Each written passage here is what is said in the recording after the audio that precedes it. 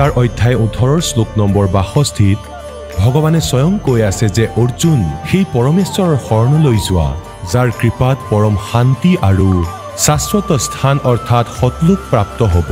সেই পৰমেশ্বৰ কোন হয়, ক'ত আছে, কেনেকুৱা জানিবৰ কাৰণে নিশ্চয় শুনক জগতগুৰু তত্ত্বদৰ্শী সন্ত ৰামপাল দেৱ মহাৰাজৰ অমৃত বচন। সৰ্বপবিত্ৰ ধৰ্ম পবিত্ৰ শাস্ত্ৰৰ আধাৰত। जो मैं नरसिंह धर लूं साज, सतगुर जो चावै सो कर ही, 14 कोट दूत जम डर ही, ऊत भूत जम त्रास निवारे, और चित्र गुपत के कागज पाड़े। बोलो सतगुरुदेव। এওঁৰ সন্তানৰ আয়ুস নাছিল, পৰমাত্মাই চিত্ৰগুপ্তৰ কাগজ ফালি দিছিল। কবিৰ ইজ গড, কবিৰ ইজ গড। বলো সতগুৰুদেৱ কি জয় হো। পৰম পিতা পৰমাত্মা পূৰ্ণ ব্ৰহ্ম সৰ্বসৃষ্টি ৰচয়িতা, সকলো আত্মাৰ একমাত্ৰ জনক,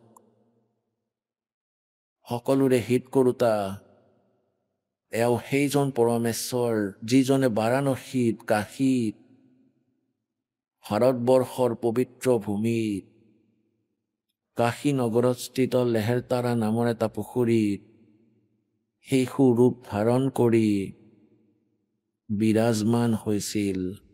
আৰু সেইদিনা নিৰুনিমা নামৰ এহাল শিপিনী দম্পতীয়ে পৰমাত্মাক তুলি নিজৰ ঘৰলৈ লৈ গৈছিল। তেওঁলোক নিসন্তান আছিল।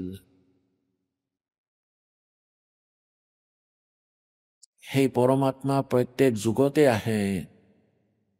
ইয়াত কালৰ জৰিয়তে ইমান অজ্ঞানতা বিয়পাই দিয়া হৈছে। এই নিৰীহ আত্মাসকলে পাপক অধিক পৰিমাণে গ্ৰহণ কৰি প্ৰচুৰ পৰিমাণৰ পাপ গোটাই আকৌ ইয়াক দুখ ভোগ কৰি থাকে।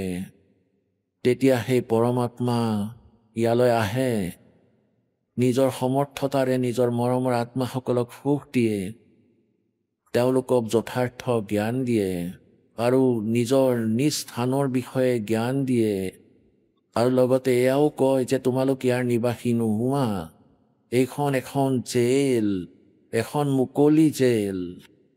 পৰমাত্মাই কয় তোমালোকে ইয়াত যিবোৰ দান পুণ্য আদি কৰা, শাস্ত্ৰবিধি ত্যাগ কৰি অৰ্থাৎ ব্ৰহ্মস্তৰত অথবা অন্য দেৱী দেৱতাৰ পূজা কৰা, বা যিয়ে একেবাৰে নকৰে, অথবা কোনোবাই দান কৰে বা কোনোবাই একেবাৰেই নকৰে, দান কৰোতাজন স্বৰ্গলৈ যাব কিছু সময়ৰ বাবে, নিজৰ পুণ্যখিনি সমাপ্ত কৰি আকৌ নৰকলৈ যাব।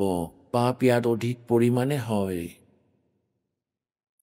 গতিকে এই প্ৰকাৰে পৰমাত্মাই কৈছে এক পুণ্যি এক পাপী আয়া, एक है सोम दलेल रे, गरीब दास सतपुरुष भजन बन, ये सब ही जम की जेल रे। এইখন কাল ভগৱানৰ জেল, এইখন এখন জেল। আমাক ইয়াত আটক কৰি ৰাখিছে। ইয়াত আটক কৰি থোৱাৰ আঁৰতো বহুত গভীৰ ষড়যন্ত্ৰ আছে, সুনিয়োজিত ষড়যন্ত্ৰ এই কাল ভগৱানৰ। এই কালৰ ষড়যন্ত্ৰ ভাঙিবলৈ, ইয়াক প্ৰমাণ কৰিবলৈ সেই পৰমাত্মা স্বয়ং গতি কৰি আহে, ভাল আত্মাসকলৰ সৈতে লগ কৰে, শুদ্ধ আত্মাক লগ কৰে। সেই উপলক্ষে এই 5 দিৱসীয় সমাগম, সৎসংগ সমাগম হৈছে। আজি সেই শুভ দিন, আজি সেই পবিত্ৰ দিন, জেঠ মাহৰ পূৰ্ণিমা, যিদিনাখন পৰমাত্মা সতলোকৰ পৰা গমন কৰি খোজকাঢ়ি আৰু তাত বাৰাণসীত কাশী চহৰৰ লেহেৰতাৰা পুখুৰীত এটি পদুম ফুলত আহি বিৰাজমান হৈছিল। আৰু তাৰ পৰা আকৌ এহাল শিপিনী দম্পতীয়ে তেওঁক নিজ ঘৰলৈ লৈ আহিছিল। তেওঁৰ পৰমাত্মাৰ জন্ম কোনো মাতৃৰ জৰিয়তে হোৱা নাই। শিপিনীৰ কৰ্ম কৰাৰ ফলত পৰমাত্মাক শিপিনী বুলি কোৱা হৈছিল।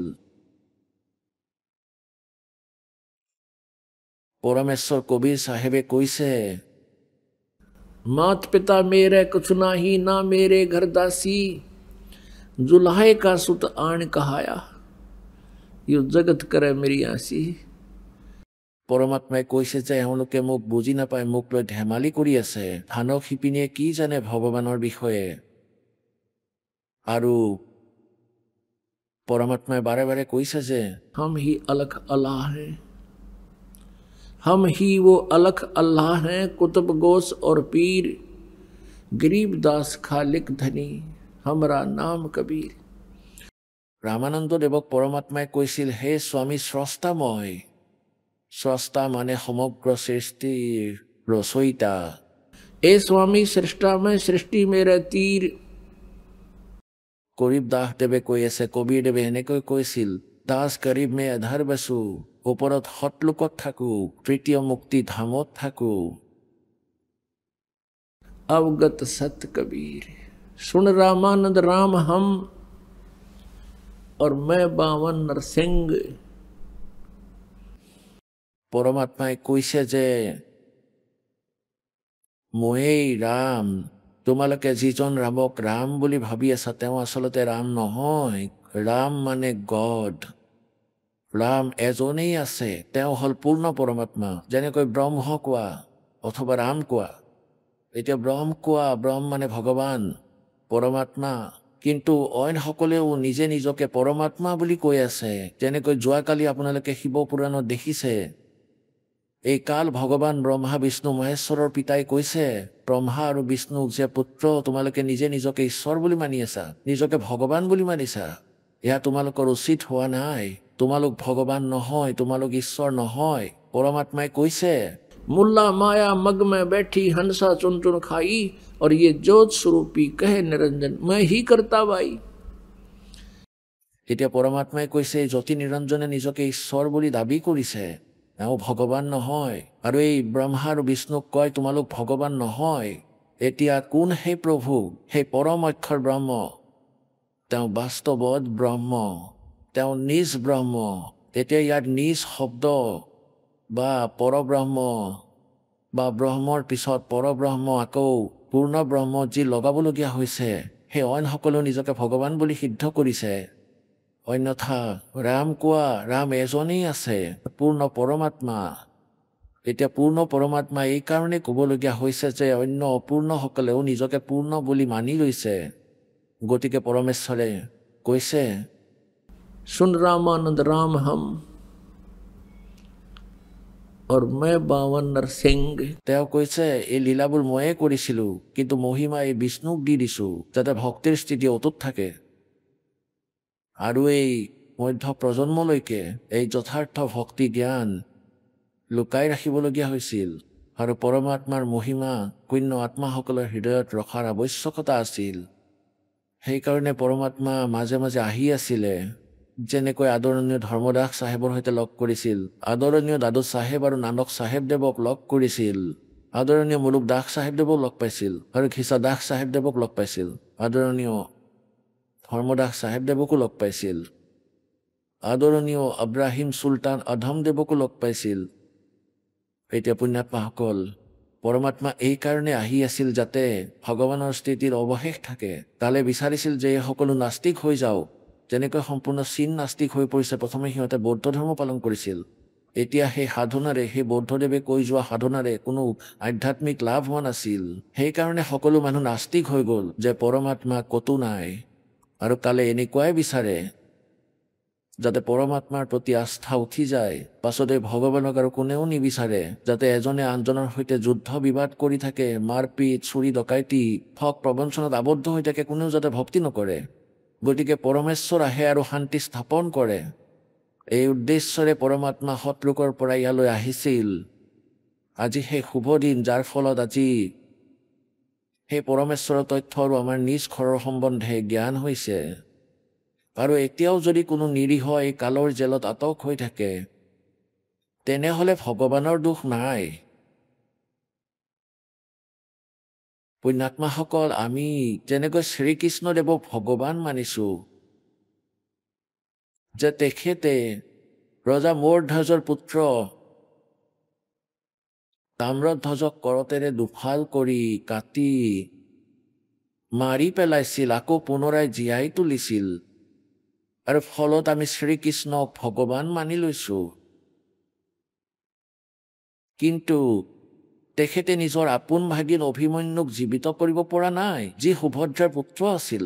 সুভদ্ৰা শ্ৰীকৃষ্ণৰ ভগ্নী আছিল। চক্ৰবেহুৰ ভিতৰত মহাভাৰতৰ যুদ্ধত অভিমন্যুৰ মৃত্যু হৈছিল। গোটেই পাণ্ডৱ বংশ নাশ হৈ গৈছিল আৰু শ্ৰীকৃষ্ণই কান্দি আছিলে আৰু সুভদ্ৰায়ো কান্দি আছিলে। শ্ৰীকৃষ্ণই জীয়াই তুলিব পৰা নাছিল। ইয়াৰ কাৰণ কি আছিলে যে মোৰ ধ্বজৰ পুত্ৰ তাম্ৰধ্বজৰ আয়ুস বাকী আছিল। সেয়েহে তেওঁক পুনৰাই জীৱিতও কৰি দিছিল, তেওঁৰ দেহক পুনৰাই এজ ইট ইজ কৰি দিছিল। কিন্তু অভিমন্যুৰ আয়ুস শেষ হৈ গৈছিল। তেওঁৰ ভাগ্যত ইমানেই আয়ুস আছিল। এই ভগৱানে আয়ুস এক্সটেনশ্যন কৰিব নোৱাৰে, আয়ুস বঢ়াব নোৱাৰে। না ব্ৰহ্মই বঢ়াব পাৰে, না ব্ৰহ্মা বিষ্ণু শিৱই বঢ়াব পাৰে, না পৰব্ৰহ্মই পাৰে। কেৱল পৰম অক্ষৰ ব্ৰহ্ম, পূৰ্ণ ব্ৰহ্ম কবিৰ পৰমেশ্বৰে নিজৰ ভগতৰ আয়ুস বৃদ্ধি কৰিব পাৰে। এতিয়া পৰমাত্মাৰ এই 5 দিনৰ সমাগম পুণ্যাত্মাসকল এনেকৈ গ'ল যেন ইয়াত 2 ঘণ্টাৰহে কথা। আৰু পৰমেশ্বৰৰ মহিমাটো আজি এতিয়া আৰম্ভ কৰিব লাগিছিল আৰু বিস্তাৰিতভাৱে ক'ব লাগিছিল। এই 5 দিনততো মালিকৰ মহিমাৰ কিছু অংশহে কোৱা গৈছিল।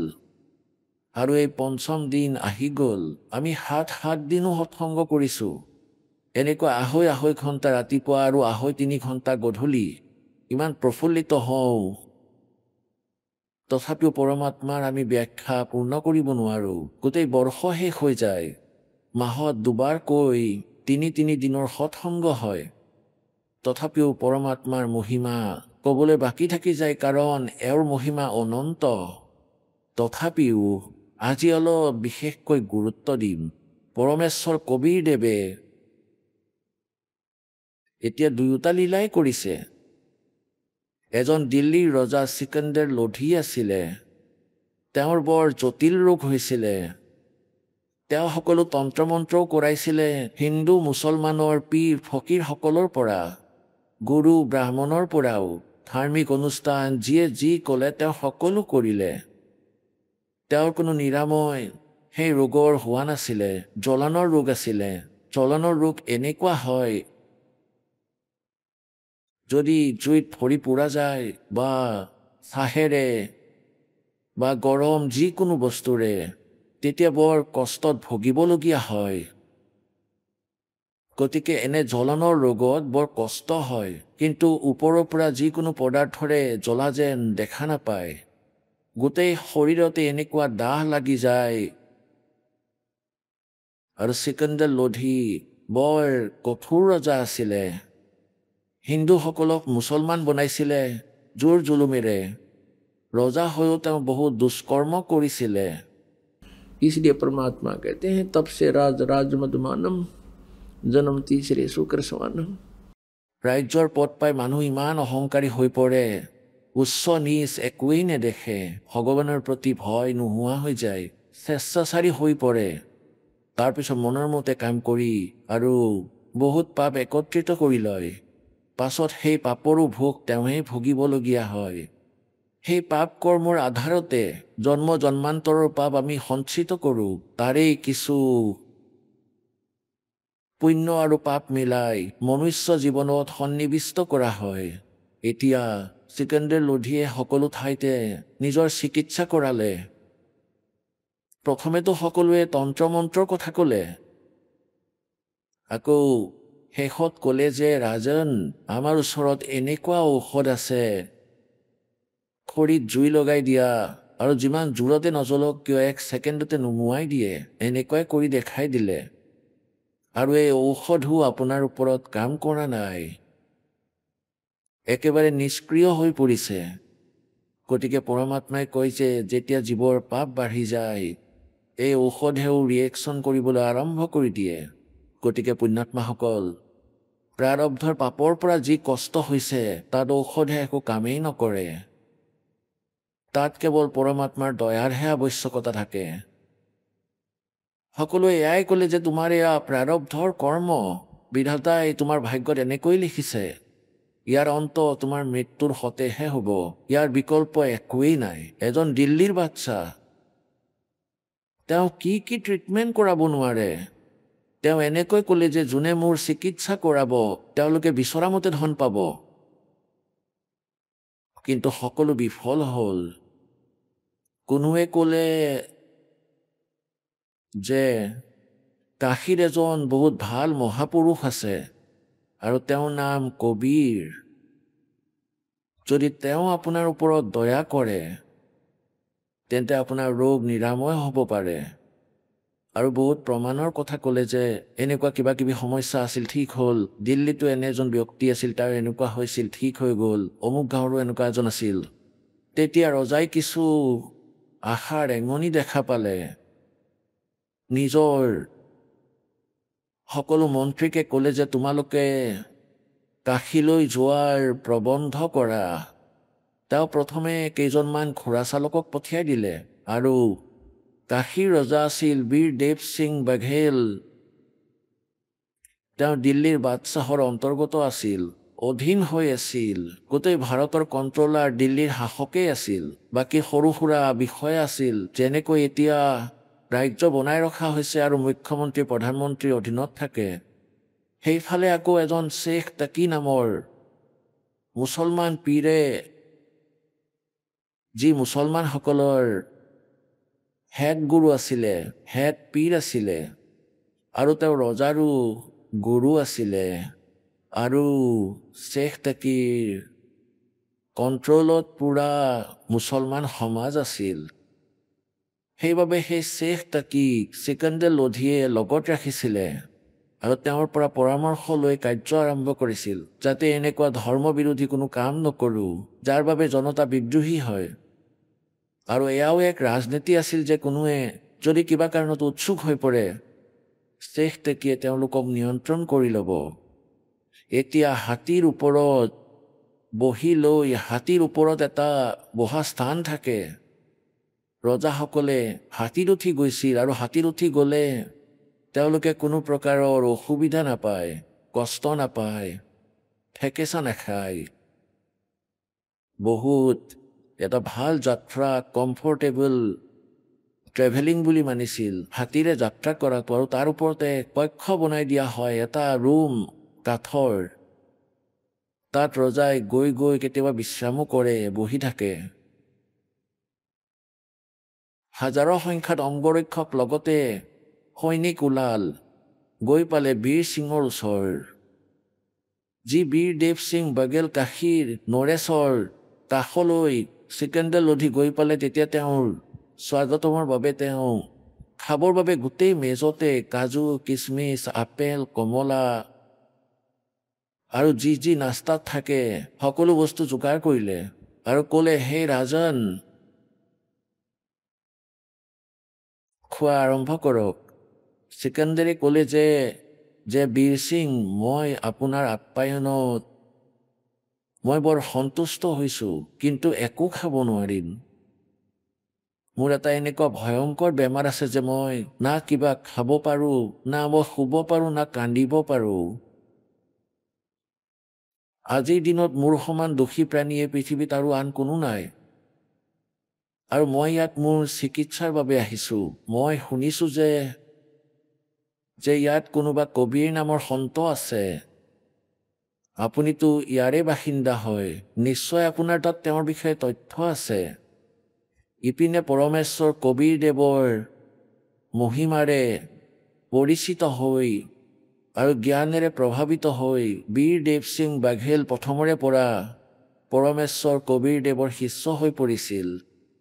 আৰু তেওঁতো তাত হাজাৰ এনেকুৱা প্ৰমাণ নিজ চকুৰেই দেখিছিলে, আৰু নিজৰ লগতো তেওঁৰ কিবা ঘটনা ঘটিছিল সেয়াও দেখিছিলে, যে এয়া নিজেই মালিক আহিছে।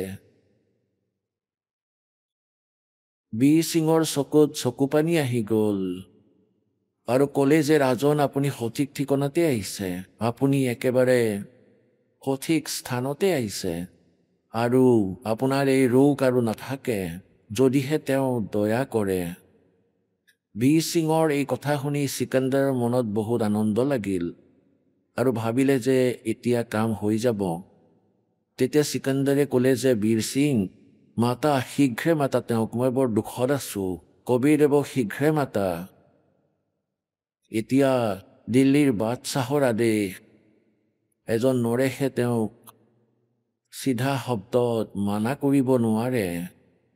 মূৰ দুৱাই ক'লে, যি বা আজ্ঞা হুজুৰ আপোনালৈ মোৰ এটা অনুৰোধ আছে। কোৱা হয় যে সন্তক আদেশ দি মাতিব নালাগে, আৰু মানি লওক যদি আমি তেওঁক আদেশ দি মাতো আৰু তেওঁ যদি দয়া নকৰে, তেওঁ যদি কৃপা নকৰে, অন্তৰৰ পৰা তেওঁ প্ৰসন্ন নহয়, কাৰণ তেওঁ বেয়াও পাব পাৰে, তেতিয়া অহাটো বা নহাটো একেই হ'ব। আৰু কোৱা হয় যে সন্তক মাতিব নালাগে, স্বয়ং তেওঁৰ দুৱাৰলৈ যাব লাগে, গৈ নতশিৰ হ'ব লাগে। তেওঁ প্ৰসন্ন হ'লেহে সপ্তাহ পোৱা যাব, সুখী হৈ আশীৰ্বাদ দিলেহে আপুনি সুস্থ হ'ব। চিকান্দাৰে ক'লে, ঠিক আছে, আপুনি তেন্তে মোক লৈ বলক। এতিয়া তেওঁৰ উপায় নাই, যাৰ এটা শব্দতে গোটেই হিন্দুস্তান কঁপি আছিলে। তথাপিও পুণ্যাত্মাসকল, এই তত্ত্বজ্ঞানৰ ওপৰত বিচাৰ কৰক যে যিয়ে ৰাজপাট বিচাৰে তেওঁ কিমান সুখী, তথাপিও তেওঁৰ পৰমাত্মাৰ সহায়ৰ আৱশ্যকতা হ'ল। আমিতো আগতেই সেই পৰমাত্মাৰ ওচৰ আহি পালোহি। আমিতো প্ৰথমেই সেই পাৱাৰ হাউচৰ পৰা কানেকশ্যন লৈ লৈছোঁ, পিছত হ'লেও ল'ব লাগিব, ৰজাই হওক বা অইন কোনো। তেন্তে তেওঁৰ পিছত সেই স্তৰৰে লাভ হ'ব।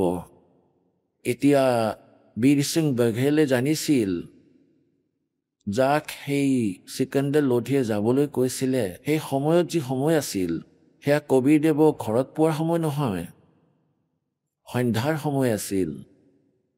সেই পৰমাত্মা কবিৰদেৱ নিজৰ সেই শিষ্টাচাৰৰ আধাৰত গুৰু স্বামী ৰামানন্দদেৱৰ আশ্ৰমত আবেলি গৈছিলে, তাত বহি সৎভক্ত আৰু সাধুৰ সৈতে আৰতি কৰিছিলে। সেই সময় বীৰদেৱ সিং বাঘেলে জানিছিলে যে কবিৰদেৱক আশ্ৰমত লগ পোৱা যাব, গতিকে চিধা আশ্ৰমলৈ লৈ গ'ল। আৰু যিয়ে চিকান্দাৰ লোধী আৰু বীৰদেৱ সিং বাঘেল ৰামানন্দদেৱৰ মেইন গেটলৈ গৈ পালে, তাত দুৱাৰপাল থিয় হৈ আছিল ভগত। এতিয়া বীৰদেৱ সিঙেতো জানিছিলে আমাৰ আশ্ৰমৰ কি ৰুল আছে, কি নিয়ম আছে। যদি চিকান্দাৰ লোধীক সেই কথাটো তেওঁ ক'লেহেঁতেন, তেন্তে তেওঁ বিশ্বাস নকৰিলেহেঁতেন, কাৰণ ৰজা সাপৰ দৰে হয়, আৰু তেওঁৰ বিৰুদ্ধে যদি অকণমানো কিবা কাম হৈ যায় প্ৰকৃতিৰ বিপৰীতে, তেন্তে তেওঁ দংশন কৰিব পাৰে। গতিকে বীৰদেৱ সিং বাঘেলে সেৱকজনক ক'লে যে ভগত, চিকান্দাৰ লোধী দিল্লীৰ বাদশ্বাহ আহিছে আৰু আমি কবিৰদেৱক লগ কৰিব বিচাৰিছোঁ, ভগৱান ইয়ালৈ আহিছে নেকি? এতিয়া সেৱকজনে ক'লে, তেওঁৰ অহাৰটো বাৰু সময় হৈছে, কিন্তু এতিয়ালৈকে তেওঁ আহি পোৱা নাই। তেতিয়া বীৰদেৱ সিঙে ক'লে যে আপুনি স্বামী ৰামানন্দদেৱৰ আগত প্ৰাৰ্থনা কৰক, কাৰণ ৰামানন্দদেৱে মুছলমানৰ প্ৰৱেশ এলাও নকৰিছিলে, ন' এণ্ট্ৰি আছিলে মুছলমানসকলৰ ৰামানন্দদেৱৰ আশ্ৰমত। আৰু বীৰদেৱ সিঙে যদি ক'লেহেঁতেন আপোনাক ভিতৰত প্ৰৱেশ কৰিব নিদিয়ে, কাৰণ এওঁলোকৰ ৰাজনীতিও থাকে, সেইবাবে তেওঁ সেৱকক চিধাই ক'লে যে ভিতৰৰ পৰা আদেশ আপুনি প্ৰথমে লৈ আহক। তেতিয়া বীৰদেৱ সিং বাঘেলে ক'লে যে স্বামী ৰামানন্দদেৱক কওক যে দিল্লীৰ বাদশ্বাহ শ্বেহেনশ্বাহ চিকান্দাৰ লোধী আহিছে, তেওঁ কবিৰদেৱক দৰ্শন কৰিব বিচাৰিছে, লগতে আপোনাকো লগ কৰিব বিচাৰিছে। আৰু যেতিয়ালৈকে কবিৰদেৱ ইয়ালৈকে আহে, তেতিয়ালৈকে আপোনাৰ ওচৰত তেওঁ উপস্থিত হৈ টাইম পাছ কৰিব বিচাৰিছে, সময় অতিবাহিত কৰিব বিচাৰিছে। তেওঁ অহালৈকে আশ্ৰমত বহিব বিচাৰিছে, তেখেতৰ আজ্ঞা লৈ আহক, তেখেতৰ আজ্ঞা। এতিয়া সেৱকজন গ'ল। এনেকৈ গেটৰ কাষতে তেওঁৰ বাহিৰত আসন লগাই থোৱা আছিল গছৰ তলত। ৰামানন্দদেৱৰ গেটৰ পৰা প্ৰায় 50 ফুট দূৰত হ'ব লাগে, কিন্তু কাষতে আছিলে, সন্মুখত দেখা পোৱা হোৱা নাছিল। যেতিয়াই সেৱকে গৈ ক'লে যে হে স্বামীদেৱ, এনেকৈ দিল্লীৰ বাদশ্বাহ চিকান্দাৰ লোধী আহিছে, আৰু আপোনাৰ দৰ্শন কৰিব বিচাৰিছে আৰু কবিৰদেৱক লগ কৰিব বিচাৰিছে আৰু যেতিয়ালৈকে কবিৰদেৱ নাহে আশ্ৰমত আপোনাৰ কাষত বহিব বিচাৰিছে আপুনি যি আজ্ঞা দিয়ে এতিয়া ৰামানন্দদেৱে ক'লে যে মই বদমাছ কাফিৰ মুছলমানসকলক মোৰ আশ্ৰমত এলাউড নকৰোঁ কৈ দিয়া চিকান্দাৰক বাহিৰত অপেক্ষা কৰি ল'ব এতিয়া এই কথা চিকান্দাৰেও শুনিলে কাৰণ তেওঁ কাষতেই আছিল ৰামানন্দদেৱৰ তাৰ পৰা উভতি আহি সেই সেৱকে ক'লে যে স্বামীদেৱে মানা কৰিছে যে আমি মুছলমানসকলক আমাৰ আশ্ৰমত প্ৰৱেশ কৰিবলৈ নিদিওঁ এওঁলোকে মাংস খায় এতিয়া চিকান্দাৰেতো নিজ কাণেৰেও শুনিছিলে যে মই এই কাফিৰসকলক এলাউড নকৰোঁ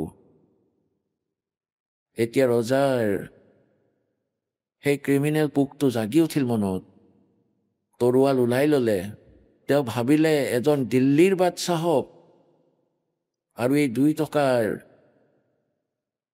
এজন ঋষিয়ে এনেকুৱা ব্যৱহাৰ কৰিছে তেন্তে অন্যসকলৰ লগত এওঁলোকে কেনেকুৱা ব্যৱহাৰ কৰে তৰোৱাল উলিয়াই ভিতৰত প্ৰৱেশ কৰিলে এতিয়া তাৰ পাৰ্মিশ্যনৰ দৰকাৰ আছিল আৰু গৈয়ে ৰামানন্দদেৱক ক'লে যে আপুনি আমাক কাফিৰ বুলি কয় ৰ'ব আপোনাক মজা দেখাই আছোঁ তেওঁৰ ডিঙিক কাটি দিলে তৰোৱালেৰে 2 টুকুৰা হ'ল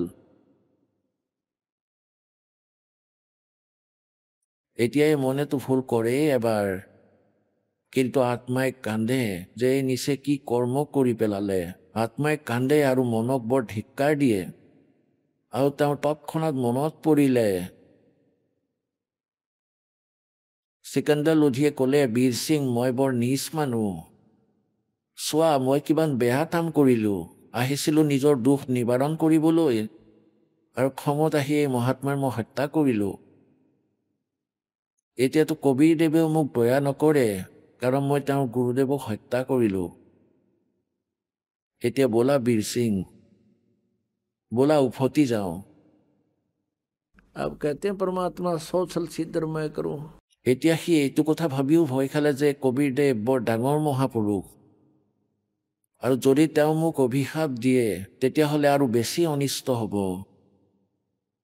এতিয়া যেতিয়াই সেই আশ্ৰমৰ পৰা 2জন ৰজা বাহিৰলৈ আহিলে সন্মুখৰ পৰা কবিৰ পৰমেশ্বৰ আশ্ৰমলৈ আহি আছিলে এতিয়া বীৰ সিংদেৱে দেখিলে আৰু ক'লে আহি গ'ল ভগৱান তেওঁ যিহেতু তেওঁৰ শিষ্য আছিলে দণ্ডৱত প্ৰণাম কৰি ৰজাক ক'লে যে এয়া চাওক ভগৱান আহি গ'ল এয়া কবিৰদেৱ আহি গ'ল এতিয়া চিকান্দাৰ লোধিৰ অৱস্থা বৰ বেয়া হৈ আছিল এয়া তেওঁ আহি গ'ল এতিয়াতো মই মৰিলোঁ ভয়তে তেওঁ একেবাৰে দণ্ডৱত প্ৰণাম কৰিলে আৰু পুণ্যাত্মাসকল পৰমাত্মাৰ পৰা তেতিয়াই লাভ পোৱা যায় যেতিয়া তেওঁৰ একেবাৰে অধীন হোৱা যায় তেতিয়া পৰমেশ্বৰে সেই চিকান্দাৰ লোধিক সকাহ দিয়াৰ বাবে এয়া লীলাও কৰিবলগীয়া হ'ল আৰু ৰামানন্দদেৱকো ছেট কৰিবলগীয়া হ'ল তেওঁৰো দুখ আছিল এডাল কাৰেৰে 2টা চিকাৰ কৰিলে দাতাই চিকান্দাৰ লোধি যদি বিনম্ৰ নহ'লহেঁতেন যদি কবিৰদেৱ আহিলহেঁতেন আৰু তেওঁ চিধা চিধিকৈ ক'লেহেঁতেন মই অত্যন্ত দুখিত মোক শান্তি দিয়ক মোৰ চিকিৎসা কৰক যেনেকৈ সাধাৰণ বৈদ্যক মাতিছিলে বৈদ্য তলত বহিছিল আৰু তেওঁ সিংহাসনত বহিছিল যদি প্ৰভুৰ সন্মুখত তেওঁ এনেকুৱা এক্টিং কৰিলেহেঁতেন তেতিয়া মালিকে সকাহ নিদিলে হয় अब अति आधीन दीन हो प्राणी वा को कहे ये अकथ कहानी এতিয়া 2জনে দণ্ডৱত প্ৰণাম কৰিছে সন্মুখত কাশী নৰেশ আৰু সমগ্ৰ ভাৰতৰ ৰজাই পৰমাত্মাই অকণমান হালি 2জনৰে শিৰত হাত থলে মুকুটৰ সৈতে দণ্ডৱত প্ৰণাম কৰি আছিলে আৰু পৰমাত্মাই তেওঁলোকৰ 2ৰে শিৰত হাত থলে আশীৰ্বাদৰ আৰু ক'লে এই গৰীবৰ ওচৰত আজি এই 2 নৰেশৰ কেনেকৈ আগমন হ'ল এতিয়া চিকান্দাৰ লোধিয়ে কান্দি কান্দি থিয় হৈ এয়া ক'ব ধৰিলে যে হে প্ৰভু যি উদ্দেশ্যেৰে আপোনাৰ দৰ্শন কৰিবলৈ আহিছিলোঁ সেয়াতো আপোনাৰ স্পৰ্শ পোৱা মাত্ৰেই মোৰ সকলো দুখ দূৰ হৈ গ'ল পৰমেশ্বৰে হাত থৈ কেৱল এয়াই কৈছিল যে দিল্লীৰ বাদশ্বাহ আৰু কাশীৰ নৰেশৰ আজি কেনেকৈ আগমন হ'ল এই দাসৰ ওচৰত এনেকৈ কৈ হাত ৰখা মাত্ৰেই তেওঁৰ ৰোগ এনেকৈ নাইকিয়া হ'ল যেনেকৈ তেওঁৰ একো বেমাৰেই নাছিল আগতে লগে লগে তেওঁৰ গোটেই শৰীৰত শান্তি আৰু আনন্দৰ ঢৌ বিয়পি পৰিল আৰু চিকান্দাৰ লোধিয়ে গম পাই গ'ল যে এওঁতো আল্লাহ আহিছে, চৰণত পৰিল আৰু ক'লে, প্ৰভু মোক ক্ষমা কৰি দিয়ক, মই বৰ নিচ আত্মা, মই বৰ পাপী প্ৰাণী। এতিয়া পৰমাত্মাৰ সন্মুখতেই মন পলাই যায়। যদি সন্তপূৰ্ণ হয়, মনে ভ্ৰম এৰি দিয়ে আৰু আত্মাৰ উন্মেষ ঘটে। আত্মা বিনম্ৰ, কিন্তু এই মন দুষ্ট। এই দুয়োটাৰে সংযোগ এয়া। কালে ইয়াৰ নিজৰ এজেণ্ট বনাই আত্মাৰ সৈতে এৰি দিছে, যাতে ইয়াৰ জৰিয়তে আত্মাক প্ৰতাৰণা কৰিব পাৰে আৰু পাপ কৰাব পাৰে। আৰু পাছত এই পৰমাত্মাৰ ভক্তিৰ ফলত এই মন থাকেতো লগতেই, কিন্তু অনুকূল হৈ যায়। এতিয়া পৰমেশ্বৰে ক'লে, কি হৈছে? যে ভগৱান, আমি যি উদ্দেশ্যেৰে মই আহিছিলোঁ ইয়াত, সেয়াটো আপুনি আশীৰ্বাদেৰে ঠিক কৰি দিছে। মোৰ ক'তো ট্ৰিটমেণ্ট হোৱা নাছিল, কিন্তু মই এটা অপৰাধ কৰিলোঁ আৰু আপুনি মোৰ ওপৰত বেজাৰ কৰিব আৰু মোৰ পুনৰাই সেই ৰোগ হ'ব, সেইকাৰণে মই ভয় কৰি আছোঁ। পৰমেশ্বৰে ক'লে, কি হৈছে কোৱা? তেতিয়া গোটেই ঘটনা বিৱৰি ক'লে যে প্ৰভু, আমি আপোনাৰ অপেক্ষাৰ বাবে আশ্ৰমত প্ৰৱেশ কৰিব বিচাৰিছিলোঁ। স্বামীদেৱে আমাৰ সৈতে অতি অভদ্ৰ আচৰণ কৰিলে আৰু বহুত কটু কথা শুনালে, আৰু মোৰ ভিতৰত এই ৰাজপাতৰ নিচা, মোৰ শত্ৰু মোৰ লগত আছিলে। আৰু ভগৱান, মই বৰ ডাঙৰ অপৰাধ কৰিলোঁ, মই আপোনাৰ গুৰুদেৱক হত্যা কৰি পেলালোঁ। এতিয়া তেওঁ মুখৰ ফালে চাই আছিলে চিকান্দাৰ লোধিয়ে, যে তেওঁ এতিয়া মোক খং কৰিব আৰু মোক অভিশাপ দিব। তেতিয়া পৰমাত্মাই ক'লে যে চিকান্দাৰ, কোনেও কাকো মাৰিব নোৱাৰে। এতিয়া স্বামীদেৱৰ মৃত্যু তোমাৰে হাতত লিখা আছিল, সেয়া তেওঁৰ ভাগ্যত লিখা আছিল। আজি তেওঁৰ মৃত্যু হ'বলগীয়া আছিল আৰু তোমাৰ হাতেৰেই আছিল, প্ৰথমৰ পৰাই আছিল। আৰু যোৱা, একো নহয়, এটা কাম কৰিবা, এতিয়া এনেকৈ নাযাবা, তেওঁৰ অন্তিম সংস্কাৰ কৰিহে যাবা, নহ'লে তোমাক মানুহে বহুত সমালোচনা কৰিব।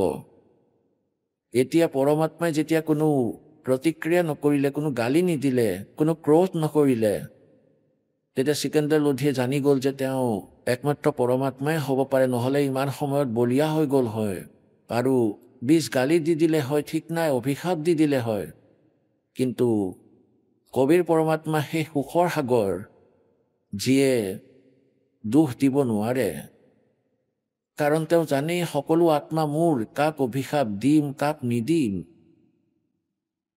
যেতিয়াই তেওঁ ভিতৰলৈ গ'ল, তেওঁ দেখিলে যে স্বামী ৰামানন্দ দেৱৰ দেহ 2 টুকুৰা হৈ পৰি আছে আৰু ডিঙি মূৰৰ পৰা পৃথক হৈ পৰি আছে। তাতে উপস্থিত থকা আশ্ৰমৰ সকলো ভগতে ক'লে কবিৰ দেৱক যে ভগৱান, আজি চিকান্দাৰ লোধিয়ে আমাৰ গুৰুদেৱক হত্যা কৰি পেলাইছে। চিকান্দাৰ অলপ পিছত ৰৈ গৈছিল আৰু পৰমাত্মা শীঘ্ৰে ভিতৰলৈ আহিল। পৰমাত্মাই ক'লে, আৰে তোমালোকৰ ইমানো জ্ঞান নাই, সন্তৰ কেতিয়াবা মৃত্যু হয় নেকি? कहते देही को सतगुरु कहिए सब धुंधर ज्ञान और 4 दाग आवे नी उसको सतगुरु जाने। এই দেহ সৎগুৰু নহয়, ইয়াৰ ভিতৰত যি আত্মা আছে, যিমান ভক্তি ইয়াত কৰা আছে, সেই আত্মা 4 দাগ ক্ৰিয়াত নাহে। তেওঁলোকক জ্ঞান আধাৰেৰে সন্তুষ্ট কৰিলে। তেনেতে চিকান্দাৰ লোধি আকৌ আহিল। সকলোৱে ভয় খাই গ'ল যে ই আকৌ আহিছে পচাই, ই আকৌ কিবা খেলিমেলি কৰিব। এতিয়া চিকান্দাৰ লোধিয়ে তাতে থিয় হৈ চাই আছিল। পৰমেশ্বৰ কবিৰদেৱে দণ্ডৱত প্ৰণাম কৰিলে নিজৰ গুৰুদেৱৰ চৰণৰ পিনে, য'ত মূৰ পৰি আছিল, ডিঙি কিছু দূৰত আছিল। আকৌ উঠি তেওঁ চৰণক স্পৰ্শ কৰিলে যে হে গুৰুদেৱ, আৰতিৰ সময় হৈ গ'ল, উঠক গুৰুদেৱ, ভগত সমাজে আপোনাক অপেক্ষা কৰি আছে। মাথো ইমানেই কৈছিল, তেনেতে সেই ডিঙি উঠি সেই শিৰ আহি তেওঁৰ দেহৰ সৈতে জোৰা লাগি গ'ল আৰু ৰামানন্দ দেৱ একেবাৰে বহি পৰিল। আৰু সন্মুখত কি দেখিলে? আকৌ চিকান্দাৰ লোধিক থিয় হৈ থকা দেখা পাই চকু আকৌ ৰঙা পৰিলে। তেতিয়া পৰমাত্মাই ক'লে, হে ভগৱান, হে পৰমাত্মা, হে গুৰুদেৱ, এওঁ আপোনাৰ সন্তান থিয় হৈ আছে। তেতিয়া তেওঁ অলপ ইফালে সিফালে চালে আৰু তেতিয়া কি দেখিলে তেওঁ?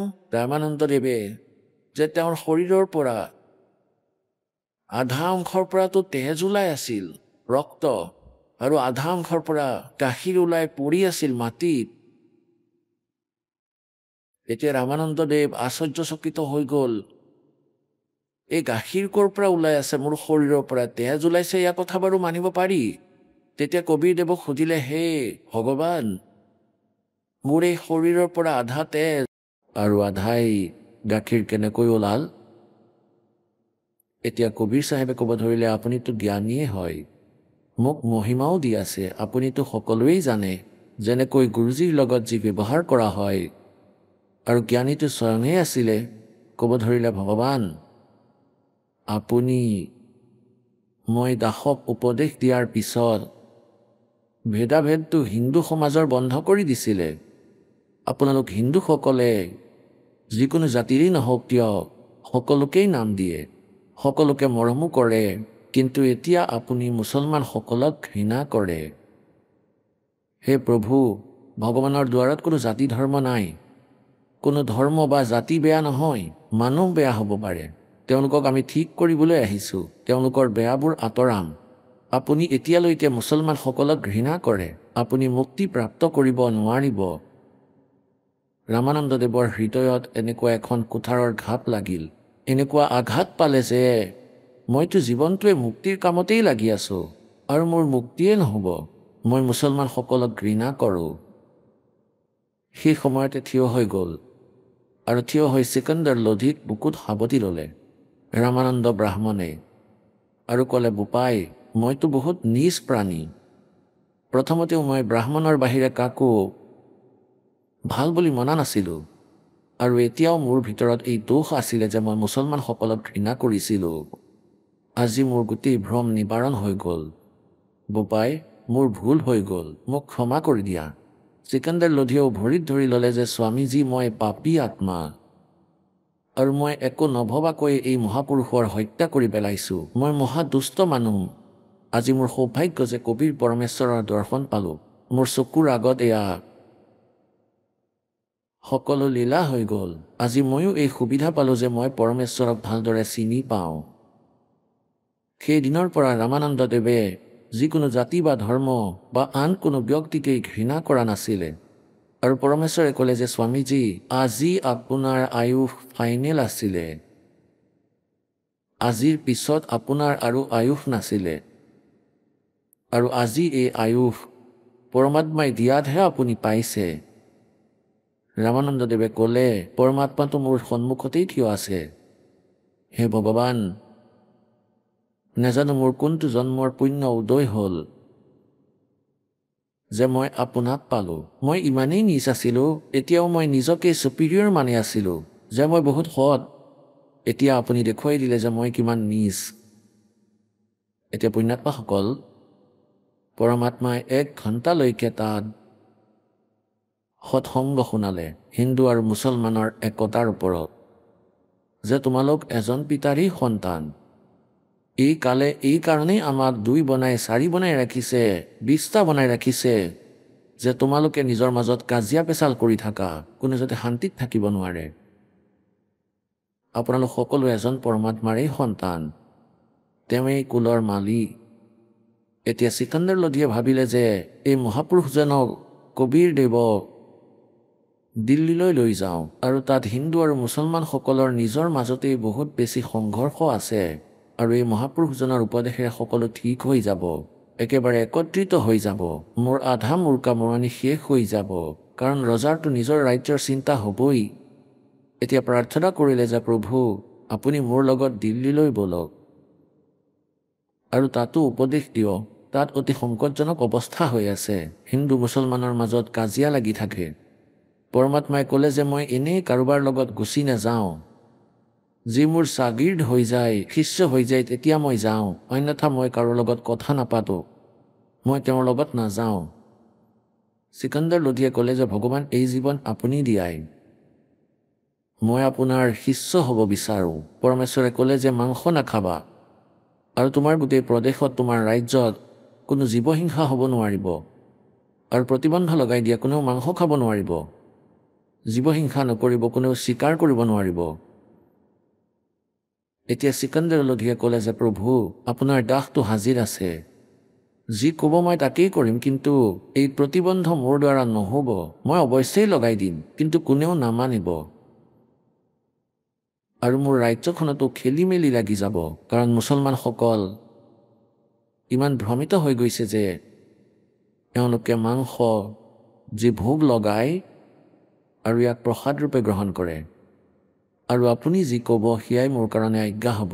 পৰমাত্মাই ক'লে, তুমি এটা কাম কৰিবা, তুমি নাখাবা। ক'লে যে হ'ব, মই আৰু নাখাওঁ মাংস আজিৰ পৰা, তাতছো নকৰোঁ, আৰু যি সাধনা আপুনি ক'ব মই তেনেকৈ কৰিম। নকৰি কি কৰিব এতিয়া? তেতিয়া পৰমাত্মাই ক'লে, মই যাম তোমাৰ লগত। সিফালৰ পৰা চিকান্দাৰ লোধীৰ যিজন গুৰু আছিল শ্বেখ তাকি, তেওঁ ৰেষ্ট হাউচতেই থাকি গৈছিলে, আৰু চিকান্দাৰ লোধীৰ লগত তেওঁ ৰামানন্দদেৱৰ আশ্ৰমত এই কাৰণেই যোৱা নাছিলে যে মই এই হিন্দু কাফিৰৰ মন্দিৰলৈ নাযাওঁ, এওঁলোকৰ আশ্ৰমলৈ মই নাযাওঁ, কাৰণ মই শ্ৰেষ্ঠ, আৰু এই শ্ৰেষ্ঠৰ বেমাৰটোৱেই জীৱক মাৰে। ইয়াত শ্ৰেষ্ঠটো এজনেই হয়, উত্তম পুৰুষেতো অন্য, সেই শ্ৰেষ্ঠটো সেই পৰমাত্মায়েই হয়। বাকী যিসকলে নিজকে শ্ৰেষ্ঠ বুলি কয় তেওঁলোকৰ সেয়া ভুল হয়, ভ্ৰমিত, ভুল কৰিছে। এতিয়া শ্বেখ তাকি ৰেষ্ট হাউচত থাকি গৈছিলে কাশীত, পিছত সকলো উভতি আহিল। চিকান্দাৰ লোধীও, বীৰ সিং আৰু লগতে কবিৰ পৰমেশ্বৰ, আৰু আগত বহিছিলে সেই দ্বিতীয়জন পীৰ। এতিয়া চিকান্দাৰ লোধীয়ে নিজৰ ধাৰ্মিক পীৰ প্ৰথমজন গুৰুক ক'লে যে শ্বেখ তাকি, আজি মোৰ সুখৰ ঠিকনা নাই, মোৰ বেমাৰ দূৰ হৈ গ'ল, এয়া আল্লাহ আহিছে, এয়া স্বয়ং পৰমাত্মা নামি আহিছে। এতিয়া যেনেকৈ কোৱা হয়, এজন ৱাজিৰ আৰু ফকীৰ আৰু এইজন পীৰ, এই দুইজন একত্ৰিত হ'লে কাজিয়া নালাগিব। এতিয়া শ্বেখ তাকিৰ যেন জুই লাগি গ'ল ভিতৰি ভিতৰি, যে এতিয়া এই চিকান্দাৰ লোধীয়ে এই দ্বিতীয়জন পীৰক আন গুৰুজনক মহত্ব দিব, আৰু তোমাৰ মহিমা কম হৈ যাব, তোমাৰ উপাৰ্জন এতিয়া কমি যাব। আহক আমি এতিয়া সেই শ্ৰদ্ধালুসকলৰ অনুভৱবোৰ জানো, যিসকলে জগতগুৰু তত্ত্বদৰ্শী সন্ত ৰামপাল দেৱ মহাৰাজৰ পৰা দীক্ষা প্ৰাপ্ত কৰিছে, তথা তেওঁৱেই কোৱা ভক্তি মাৰ্গ এওঁলোকে অৱলম্বন কৰি আছে। নমস্কাৰ ছাৰ। ছাৰ নমস্কাৰ ছাৰ। কি নাম আপোনাৰ? এই দাসৰ নাম দৰবাৰী ৰাম গায়কৱাৰ। ছাৰ ক'ৰ পৰা আহিছে আপুনি? মই গাঁও দেউৰী, দণ্ডি লোহাৰা, জিলা বালু, ছত্তীশগড়ৰ পৰা। ছাৰ সন্ত ৰামপালদেৱ মহাৰাজৰ পৰা নাম দীক্ষা আপুনি কেতিয়া ল'লে? ছাৰ মই 23 ছেপ্টেম্বৰ 2018 এই দাসৰ নতুন জন্ম হ'ল ছাৰ। ছাৰ কি কাম কৰে আপুনি? ছাৰ মই কৃষি বিভাগত গ্ৰামীণ কৃষি বিস্তাৰ বিভাগৰ অধিকাৰীৰ পদত বৰ্তমান মই পদস্থ ছাৰ। সন্ত ৰামপালদেৱ মহাৰাজৰ পৰা নাম দীক্ষা লোৱাৰ আগতে আপুনি কিবা ভক্তি সাধনা কৰিছিলনে? ছাৰ এনেতো মই বিশেষ ভক্তি সাধনা কৰা নাছিলোঁ, কিন্তু এনে কেতিয়াবা পৰ্ব থাকিলে সেয়া মানিছিলোঁ। এনে বিশেষ কোনো মোৰ তেনেকুৱা আগ্ৰহ নাছিলে। তেন্তে আপুনি সন্ত ৰামপালদেৱ মহাৰাজৰ শৰণলৈ কিয় আহিলে? ছাৰ ইয়াৰ পিছত এটা বহুত ডাঙৰ ঘটনা হৈছিলে মোৰ লগত, যিটো মই বিস্তাৰিতভাৱে মই ক'ব বিচাৰিম। মই মোৰ ল'ৰাৰ স্কুললৈ গৈ আছিলোঁ বাইকেৰে। গৈ থাকোঁতে হাইৱেত এখন পিছফালৰ পৰা এখন 4 হুইলাৰে মোক পাছফালৰ পৰা মাৰি দিলে। মাৰাৰ পিছত মই অচেতন হৈ থাকিলোঁ। পিছত গম পালোঁ, যেতিয়া মোক হস্পিটেললৈ লৈ গৈছিল তেতিয়া মোৰ পেলভিক বোন, যাৰ দ্বাৰা গোটেই শৰীৰৰ হাড় থিয় হৈ থাকে, কঁকালৰ যি যোৰাৰ হাড় থাকে সেই যোৰা একেবাৰে খোল খাইছিলে, আৰু লগতে মোৰ কাষত যি কঁকালৰ যি হাড় আছে ছাৰ, এডালৰ মাজত এডাল সোমাই গৈছিল। আৰু ইয়াৰ বাহিৰে বহুত ঠাইত এনেকুৱা দুখ পাইছিলোঁ, যেনেদৰে আপুনি দেখা পাইছে মোৰ নাকটো ফটা, মই মূৰত দুখ পাইছিলোঁ, মই হাতত দুখ পাইছিলোঁ। এই ধৰণে মানে মই মৃত্যুৰ তুল্য স্থিতিত পৰি আছিলোঁ ছাৰ। তাৰপিছত মোক যেতিয়া জিলা হাস্পতাললৈ লৈ গ'ল, তেতিয়া তাত ডক্টৰে স্থিতি দেখি মানা কৰি দিলে যে আপোনাৰ ইয়াত চিকিৎসা নহয়, আপুনি ছেক্টৰ 9লৈ যাওক। গতিকে ছেক্টৰ 9লৈ যেতিয়া লৈ গ'ল, তেতিয়া ছেক্টৰ 9তো তেওঁলোকে মানা কৰিলে। স্পাৰ্ছ হস্পিটেললৈ মোক ৰেফাৰ কৰি দিয়া হ'ল, আৰু স্পাৰ্ছ হস্পিটেলৰ মানুহে মোক এডমিট কৰালে, 5 দিন ৰাখিলে। 5 দিন ৰখাৰ পিছত মোৰ কোনো ধৰণৰ একো চিকিৎসা কৰিব পৰা নাছিলে, যি ধৰণে হ'ব লাগে। যি কণ্ডিশ্যনত মই পৰি আছিলোঁ সেই স্থিতিতে মোক তৎকাল অপাৰেশ্যনৰ প্ৰয়োজন আছিল। কিন্তু সেই হস্পিটেলৰ মানুহে 5 দিন ৰখাৰ পিছতো তাৰ ডক্টৰে এয়া কৈ গুচি গ'ল যে মই আৰু 2 দিন আহিব নোৱাৰোঁ, মই পৰিয়ালৰ কামৰ বাবে বাহিৰলৈ যাম, অহাৰ পিছত চাই ল'ম কি হয়। সেইবাবে মোৰ তাত অপাৰেশ্যনো নহ'ল।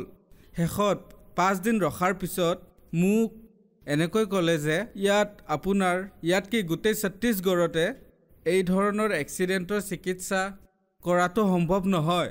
তাৰপিছত মোক নাগপুৰ চিমছত ৰেফাৰ কৰিলে। যেতিয়া মই নাগপুৰ চিমছ গ'লোঁ ছাৰ, তাত যোৱাৰ পিছত মোৰ এদিন পিছত অপাৰেশ্যন হ'ল। অপাৰেশ্যনৰ পিছত ডক্টৰ চাহেবে নিজেই ক'লে যে এই ধৰণৰ কেছত 10%হে চান্স থাকে মানুহ সুস্থ হোৱাৰ, অন্যথা গোটেই জীৱনটো বিচনাত অথবা হুইল চেয়াৰত পৰি থাকে। সেই সময়তে যেতিয়া ঘৰলৈ আহিলোঁ, অহাৰ পিছত মোৰ শহুৰে মোৰ যি শ্ৰীমতী আছে তেওঁক ক'লে যে পুত্ৰী, এজন গুৰুদেৱ আহে সন্ত ৰামপালদেৱ মহাৰাজ, যাৰ সৎসংগ আহে। সৎসংগৰ শেষত এনেকুৱা ধৰণৰ কিছুমান ভক্ত আহে যিসকলে কয় যে মোৰ এনেকুৱা বেমাৰ ভাল হ'ল, মোৰ এক্সিডেণ্টৰ আঘাত ভাল হ'ল, এনেকুৱা কথাবোৰ কয়। গতিকে তাত য'ত থাকা তাৰ পৰা কিছু দূৰত এখন চুৰেগাঁও নামৰ ঠাই আছে, তাত নামদান দীক্ষা কেন্দ্ৰ আছে। তাত তুমি যোৱা আৰু গৈ নাম দীক্ষা লোৱা আৰু নাম দীক্ষা লৈ ভক্তি কৰা, একেবাৰে ঠিক হৈ যাবা, এনেকৈ ক'লে। য'ত নেকি মোৰ শহুৰ দেউতা ইতিমধ্যে 15 বছৰৰ পৰা ৰাধাস্বামী পন্থৰ সৈতে জড়িত। তেওঁ এই পন্থত নাছিলে, তথাপিও তেওঁৰ পৰমাত্মাৰ এনেকুৱা প্ৰেৰণা হ'ল, তেওঁক পঠিয়ালে। এই ধৰণে ছাৰ মোৰ শ্ৰীমতীয়ে নাম দীক্ষা চুৰেগাঁও কেন্দ্ৰলৈ যোৱাৰ পিছত তাৰে ভকতসকলে ক'লে যে এনেকুৱা কণ্ডিশ্যন, মই তেওঁৰ নামত নাম দীক্ষা লোৱাৰ বাবে আহিছোঁ। নাম দীক্ষা লৈ আহিল আৰু আহি যেতিয়া ঘৰত কোৱা অনুসাৰে ভক্তি মৰ্যাদাত থাকি আৰম্ভ কৰিলে, গতিকে লাহে লাহে মোৰ পত্নীয়ে লাহে লাহে নাম জপ কৰিবলৈ আৰম্ভ কৰিলে মৰ্যাদাত থাকি। তাৰ আগলৈকেতো ভগতদেৱ মই বিচনাতে আছিলোঁ, না এফালে বাগৰিব পাৰিছিলোঁ না আনফালে, না মই বহিব পাৰিছিলোঁ না উঠিব পাৰিছিলোঁ। গোটেই যিবোৰ ক্ৰিয়াকলাপ আছিল, শৌচ কৰা, পেচাব কৰা, সকলো মই বিচনাতে কৰিব লাগিছিল। কাৰণ মোৰ ইয়াৰ পৰা ইয়ালৈকে কটাই আছিলে, ইয়াৰ পৰা ইয়ালৈকে অপাৰেশ্যন হৈছিলে, এয়া চাব পাৰে। গতিকে এনেকুৱা স্থিতি আছিল। এই স্থিতিতেই মোৰ পত্নীয়ে তাৰ পৰা কিতাপ আনিছিলে, জীৱনৰ সুগম পথ আৰু জ্ঞান গংগা। ডক্টৰে আপোনাক কি কৈছিলে? ডক্টৰসকলে এয়া ক'লে যে তুমি এয়া ক'লে যে 90% বুলি ক'ব নোৱাৰি এতিয়া, যে আপুনি আগতে যি স্থিতিত আছিলে সেই স্থিতিতে থাকিব, কিন্তু 10% ওপৰজনৰ ওপৰত বিশ্বাস আছে যে আপুনি সুস্থ হ'ব পাৰে। আৰু তেনেকুৱা স্থিতিত যেতিয়া মই নাম জপ কৰিলোঁ, গতিকে ছাৰ মই যেতিয়া কিতাপ পঢ়িবলৈ আৰম্ভ কৰিলোঁ, গুৰুদেৱ সন্ত ৰামপালদেৱ মহাৰাজৰ সৎসংগ চাইছিলোঁ, মোবাইলত তেওঁৰ ভিডিঅ' ক্লিপ চাইছিলোঁ সৎসংগৰ। গতিকে এইবোৰ কৰোঁতে এনেকুৱা স্থিতি আহিল ছাৰ যে অট'মেটিক মোৰ শৰীৰে লৰচৰ কৰিব আৰম্ভ কৰিলে। কাৰণ এটা সময় এনেকুৱা আছিল যে কঁকালে একো কাম কৰা নাছিলে, এই ভৰি মোৰ সঠিকভাৱে লৰা নাছিলে, কেৱল আঙুলিহে লৰিছিলে। গতিকে ডক্টৰেও কৈছিলে যে তুমি এইটো লৰোৱা বন্ধ নকৰিবা। গতিকে লাহে লাহে যেতিয়া মই নাম গুৰুদেৱৰ সৎসংগ চালোঁ, কিতাপ পঢ়িলোঁ, তেতিয়া মোৰ শৰীৰ ইম্প্ৰুভ হোৱা আৰম্ভ কৰিলে। ইয়াৰে মাজত কি হ'ল যে ডক্টৰে মোক প্ৰত্যেক 1.5 মাহ 2 মাহৰ মূৰে মূৰে নাগপুৰলৈ মাতিছিলে চেকআপৰ বাবে। 4-6 মাহ পিছত যেতিয়া গ'লোঁ, ডক্টৰে ক'লে এতিয়া এওঁক বহুৱাবলৈ আৰম্ভ কৰি দিয়া, বালিচ লগাই। গতিকে তাৰে আগত মই নিজে বহিবলৈ আৰম্ভ কৰি দিছিলোঁ। তাৰপিছত যেতিয়া 3 মাহৰ পিছত যাওঁ, ডক্টৰে ক'লে যে এওঁক থিয় কৰাই খোজ কঢ়াবলৈ আৰম্ভ কৰা, কিন্তু তাৰে আগতেই মই খোজ কঢ়া আৰম্ভ কৰি দিছিলোঁ। এয়া কেৱল সন্ত ৰামপালদেৱ মহাৰাজৰ কৃপাত লাহে লাহে আগলৈ ইম্প্ৰুভমেণ্ট হ'বলৈ ধৰিলে। তাৰপিছত ছাৰ মই যেতিয়া ষ্টিক লৈ খোজ কঢ়া আৰম্ভ কৰিলোঁ, মই মনতেই নিজক ক'লোঁ যে এতিয়া মই গুৰু সন্ত ৰামপালদেৱ মহাৰাজৰ আশ্ৰমলৈ যাম আৰু মই নিজে নাম দীক্ষাও ল'ম। চুৰেগাঁও আশ্ৰমলৈ গ'লোঁ ছাৰ। যোৱাৰ পিছত তাতে ভকতসকলে চকীত বহুৱালে, কাৰণ সেই সময়ত মই তলত মাটিত বহিব পৰা নাছিলোঁ। মোৰ পৰিয়ালৰ মানুহে, মোৰ বন্ধু বান্ধৱে, ষ্টাফৰ মানুহে এয়া কৈছিলে যে এই মানুহজন কেতিয়াও থিয় হ'ব নোৱাৰিব, খোজকাঢ়িব নোৱাৰিব। ইমানখিনিলৈ কৈ দিছিলে যে ই এতিয়া গোটেই জীৱনটো চুঁচৰি ফুৰিব। মোৰ অধিকাৰীয়ে ভিআৰখন প্ৰস্তুত কৰি দিছিলে যে এওঁৰ কম্পালচৰি ৰিটায়াৰমেণ্টৰ সেয়া কৰা এওঁৰ 20 বছৰ হ'বলৈ কিমান মাহ বাকী আছে ছাৰ্ভিচৰ। কিন্তু পৰমাত্মাৰ এনেকুৱা দয়া হ'ল ছাৰ যে যেতিয়াই মই নাম দীক্ষা লৈ আহিলোঁ, আনকি সন্ত ৰামপালদেৱ মহাৰাজক মই দণ্ডৱতো কৰিব পৰা নাছিলোঁ। চকীত বহুৱাই মোক নাম দীক্ষা দিছিলে পৰমাত্মাৰ। তাৰপিছত যেতিয়াই নাম দীক্ষা লৈ আহিলোঁ, মৰ্যাদাত থাকি মই যেতিয়াই ভক্তি কৰিবলৈ আৰম্ভ কৰিলোঁ, তেতিয়াই মোৰ শৰীৰত শক্তি আহিব ধৰিলে। আৰু সেই শক্তিৰ বাবে আজি মই আপোনালোকৰ সন্মুখত আছোঁ। মই খোজকাঢ়িব পাৰোঁ, মই দৌৰিব পাৰোঁ, মই বাইক চলাই আছোঁ ছাৰ, মই গাড়ী চলাই আছোঁ। আজি সকলো কাম কৰিব পাৰিছোঁ মই। এয়া কেৱল পৰমেশ্বৰ কবিৰ পৰমাত্মাৰে দয়া। এই পৰমাত্মাই সন্ত ৰামপালদেৱ মহাৰাজৰ ৰূপত আহিছে। তেওঁৰে দয়া, চমৎকাৰ যে আপোনালোকৰ আগত মই সামান্য মানুহৰ দৰে থিয় হৈ আছোঁ, য'ত নেকি মানুহে মোক কৈছিলে ই হুইল চেয়াৰতেই থাকিব, খোজকাঢ়িব নোৱাৰিব, এই ধৰণে কৈছিলে ছাৰ। এয়া বহুত ডাঙৰ চমৎকাৰ হ'ল মোৰ লগত পৰমাত্মাৰ। বিচাৰিলে আপুনি এই ৰিপৰ্টখন চাই বুজিব পাৰে যে মোৰ শৰীৰৰ কোনটো অংশৰ হাড় ভঙা আছিলে। আপোনালোকে চাব পাৰে, এয়া মোৰ শৰীৰৰ কঁকালৰ এক্সৰে। আপোনালোকে চাব পাৰে ইয়াৰ যে মাজত গেপ আছে, এয়া একেলগেহে থাকে, যিটো এক্সিডেণ্টৰ বাবে ভাঙি বেলেগ হৈ গৈছিলে, ভাঙি গৈছিলে জইণ্ট। আৰু ইয়াৰ বাবেই মানুহ, কাৰণ এইটোৱে এটা অংগ যাৰ বাবে মানুহ থিয় হৈ থাকিব পাৰে। তাৰ পাছত অপাৰেশ্যনৰ পাছত ডক্টৰসকলে ইয়াত প্লেট লগাই জইন লগাই দিছে। লগতে এয়া কঁকালৰ হাড় যিডাল ভাঙি এটাই আনটোৰ ফালে সোমাই গৈছে, যিটো স্ক্ৰুৰে টাইট কৰি বেলেগ বেলেগকৈ ছেট কৰিছে।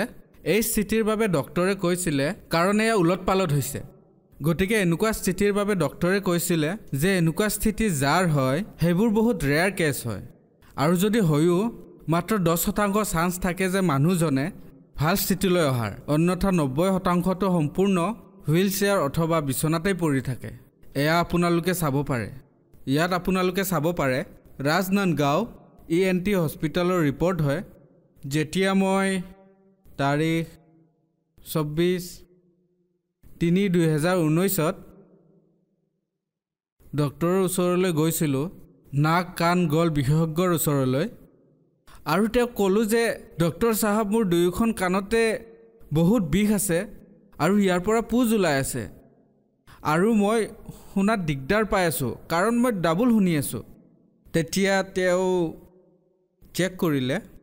চেক কৰাৰ পিছত ডক্টৰে এয়া ক'লে যে আপোনাৰ দুয়োখন কাণৰ পৰ্দা ফাটি গৈছে, ফুটা হৈছে, এনেকৈ ক'লে। তেতিয়া মই সুধিলোঁ যে ডক্টৰ ইয়াৰ কি চিকিৎসা আছে? তেতিয়া তেওঁ এটা শব্দত এইটোৱে ক'লে যে এইটোৰ চিকিৎসা কেৱল অপাৰেশ্যন, বিনা অপাৰেশ্যনেৰে এয়া ঠিক হ'ব নোৱাৰে।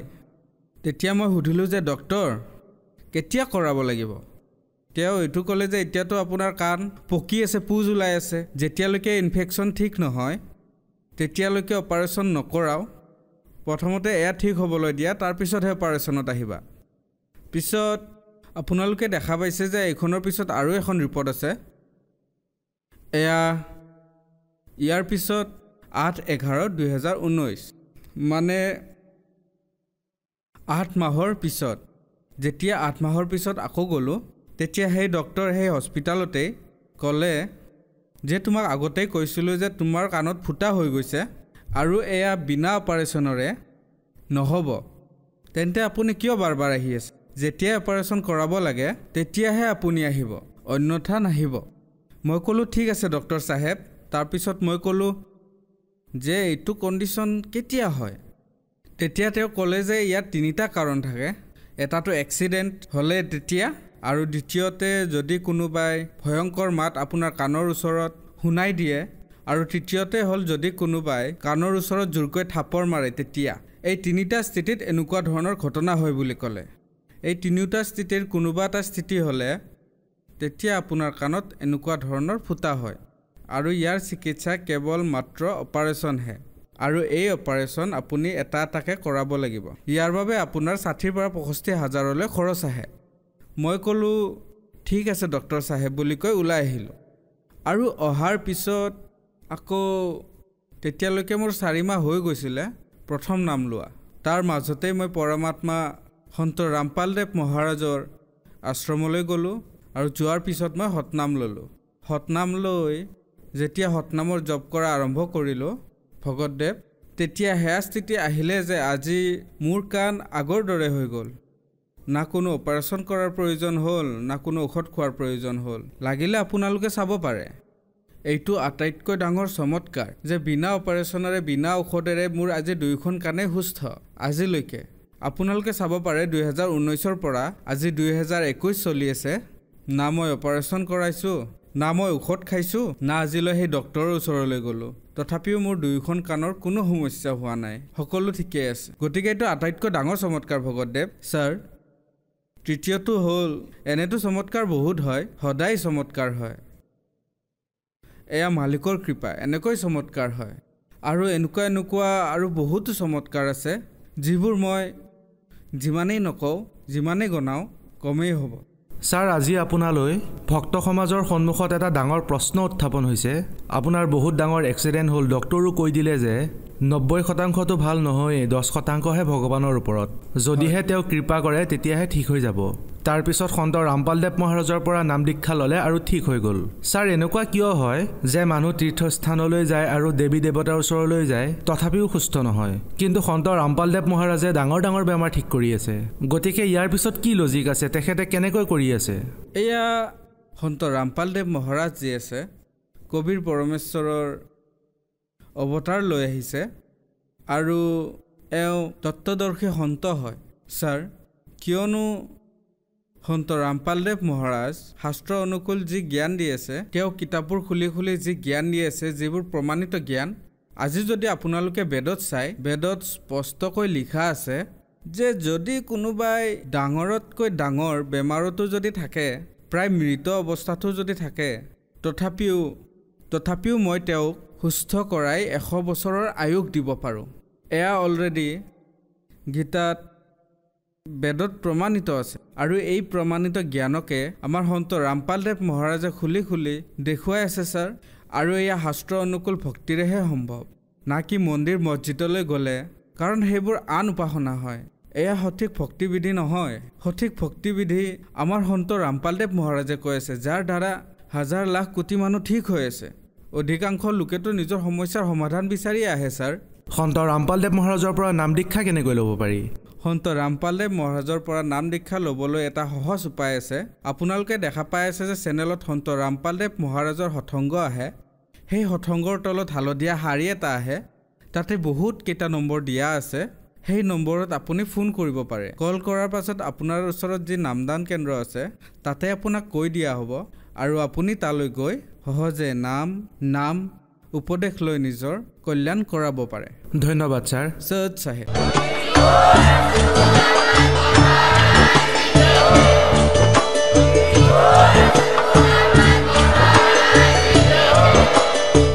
আপুনি শুনি আছিলে জগতগুৰু তত্ত্বদৰ্শী সন্ত ৰামপালদেৱ মহাৰাজৰ মংগল প্ৰবচন। অধিক জানিবৰ বাবে ভিজিট কৰক আমাৰ ৱেবছাইট www.jagatgururampalji.org। সন্ত ৰামপালদেৱ মহাৰাজৰ শুভ আশীৰ্বাদত সমগ্ৰ বিশ্বতে 500তকৈও অধিক নাম দীক্ষা কেন্দ্ৰ আছে, য'ত সন্ত ৰামপালদেৱ মহাৰাজৰ দ্বাৰা বিনামূলীয়া নাম দীক্ষা দি থকা হৈছে। আপোনাৰ নিকটৱৰ্তী নাম দীক্ষা কেন্দ্ৰৰ ঠিকনা জানিবলৈ সম্পৰ্ক কৰক 8222880541।